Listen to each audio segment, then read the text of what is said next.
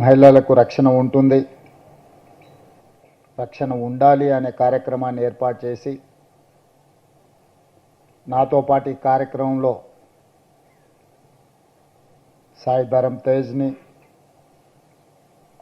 Telangana police విభాగ అధిపతి శివధర్ రెడ్డి గారిని, ఇతర పోలీసు ఉన్నతాధికారులను ఆహ్వానించిన చారు సిన్హా గారికి,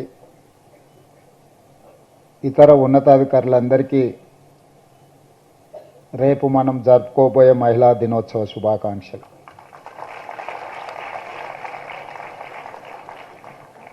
అంతర్జాతీయ మహిళా దినోత్సవ కార్యక్రమాన్ని జరుపుకోవడం ద్వారా మన బాధ్యత తీరిపోయింది.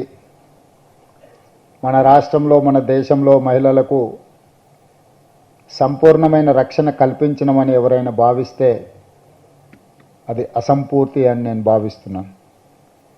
అందుకే ఈనాడు తెలంగాణ రాష్ట్ర ప్రభుత్వం ఒక మహిళ నాయకత్వం వహించిన పార్టీ నుంచి ఏర్పడ్డది. తెలంగాణ ఏర్పాటు బిల్లును ఇంకొక మహిళా లోక్సభ స్పీకర్గా బాధ్యత నిర్వహించి ఈ రాష్ట్రాన్ని ఏర్పాటు చేయడం జరిగింది. ఈ దేశానికి రాష్ట్రపతిగా, ఈ దేశానికి ప్రధానమంత్రిగా, ఈ దేశంలో లోక్సభ స్పీకర్గా, వివిధ రాష్ట్రాలలో ముఖ్యమంత్రులుగా మహిళలకు అవకాశం ఇచ్చిన 140 సంవత్సరాల చరిత్ర కలిగిన కాంగ్రెస్ పార్టీకి ఈరోజు తెలంగాణ రాష్ట్రంలో ప్రజలు అధికారం కట్టబెట్టింది. ప్రతిభా పాటిల్ కావచ్చు, శ్రీమతి ఇందిరాగాంధీ గారు కావచ్చు, శ్రీమతి సోనియా గాంధీ గారు కావచ్చు, శ్రీమతి మీరా కుమార్ కావచ్చు, ఇలా చెప్పుకుంటూ వెళ్తే స్వతంత్రానికి ముందు, స్వతంత్రం వచ్చిన తర్వాత రాజకీయ పార్టీలలో మహిళల యొక్క ప్రాధాన్యతను గుర్తించి మహిళలకు అత్యంత బాధ్యతాయుతమైన పదవులను కట్టబెట్టి సమర్థవంతంగా వాళ్ళు ఆ బాధ్యతలను నిర్వహించారు. శక్తిని మనం మహిళతో పోలుస్తాం, అభివృద్ధిని,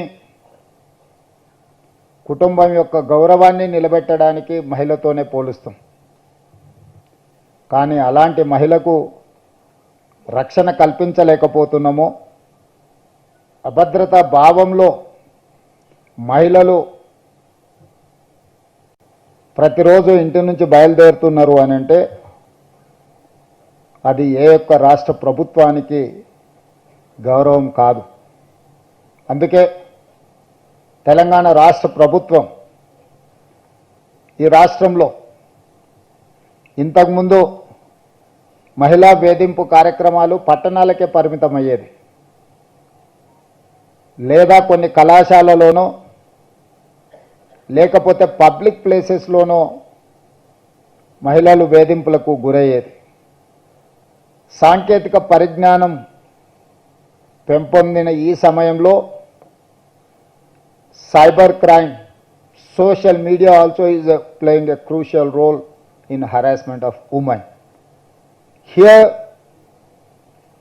we have to take some responsibility. We have to correct ourselves. మనల్ని మనము సవరించుకొని మన బాధ్యతలను మనం నెరవేర్చాల్సిన సందర్భం వచ్చింది. ఇంతకుముందు ఉన్నతాధికారులు మాట్లాడుతూ అమ్మాయిలు ఇంట్లో నుంచి బయలుదేరినప్పుడు జాగ్రత్తగా ఉండను, లేకపోతే ఏదైనా తప్పు జరిగితే అమ్మాయిలనే తప్పు పట్టడము, ఇలాంటివన్నీ మన వ్యవస్థలో వేళ్ళూనుకున్న ఒక దుష్ట సాంప్రదాయం. అదేవిధంగా ప్రభుత్వాలు మహిళా రక్షణ కోసం చట్టాలు చేయడం, మహిళా రక్షణ కోసం పోలీసుల పర్యవేక్షణ చేయడంతోనే మన బాధ్యత అయిపోయింది అని భావిస్తే మన బాధ్యత పూర్తి అవ్వలేదు. ఈరోజు సమాజంలో ఉండే మనము చట్టాలను చేయడం, పోలీసులు పర్యవేక్షణ చేయడమే కాదు, ఒక సోషల్ రెస్పాన్సిబిలిటీ మనం తీసుకున్నప్పుడే ఆ సమస్యకు పరిష్కారం దొరుకుతుంది అని చెప్పి నేను భావిస్తున్నా. సోషల్ రెస్పాన్సిబిలిటీ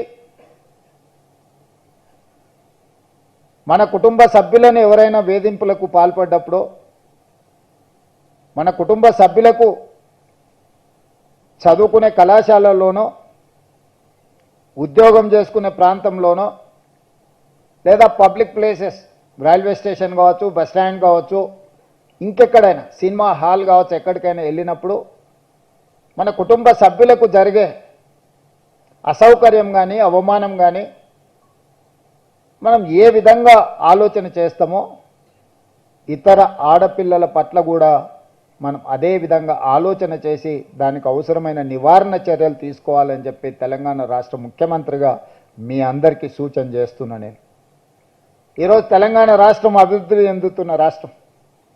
ఈ రాష్ట్రంలో మన మహిళల కోసం ఎన్నో నిర్ణయాలు తీసుకుంటున్నాం. ఈరోజు మహిళలకు కుటుంబానికి రేషన్ కార్డు ఇచ్చినా మహిళా పేరు మీదనే ఇవ్వాలనుకుంటున్నాం.